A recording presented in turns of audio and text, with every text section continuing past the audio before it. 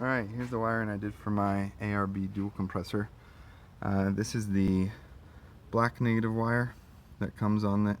This is the bigger black negative wire with the white stripe. Both of those mount directly to the negative terminal of the battery. Here are the two positive leads, one for each compressor. So they come off here, the positive terminal come around here. There are the fuses down there.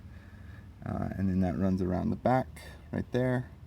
And then I was able to put the plug for it straight down through that hole. Didn't have to move the battery or the tray or anything like that, just fit down there. And then it runs from down there. You can see it right there coming down, and then goes along the frame, and then underneath here you can see pops out right there, and then I just zip tied it to those wires. It runs underneath there, and then you can see it pop up through the floor right there. There's a drain hole that I just pulled out, cut a hole in, and it pops up through that. That is right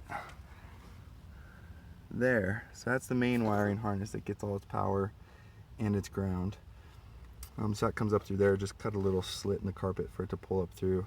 And there's the drain plug right down there with just a little hole in it for it to come through. They also give you a bunch of other wires. I don't have ARB lockers, I just have E-lockers on this, so I didn't need any of those, so they're just kind of tucked up under there. But there are two more wires. There's the red with yellow striped wire, and then there's the blue with white striped wire. Some friends told me to put the red one to constant power, not to ignition, because it's nice to not have to turn the car on to get the compressor working. So the red wire for me, I ran down and just put it straight into that harness right there, and that still fits up into the female right there. So that's constant on. I can turn on the compressor whenever I want. And then the blue wire comes down here, goes underneath the carpet right there, and then add a little jumper to it. Just soldered that together. That runs underneath there, under here, over there, up there, and then goes to the back of the cigarette lighter right there. So as soon as the keys go in the ignition to the start position, that gets power. Then the little light on the back of this guy lights up. So that's on anytime the car's running, anytime the Jeep's running. Yeah, that's pretty much it. The rest of it, there's this guy. That's what the actual button goes to. Just comes off. Wiring for that's exactly what it has in the manual.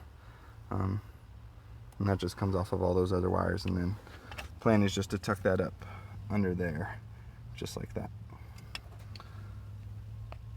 That's pretty much it. Oh, one other thing I'll add. So if you do this, under here, I did a 90-degree fitting. This was available from Home Depot. This and this all came as one piece for like 15 bucks or something like that. And then I can just screw the ARB fan onto the end of that, which is nice, that chuck with the quick release. So I'll just be hanging out right here. And then there's no clearance issues or anything like that.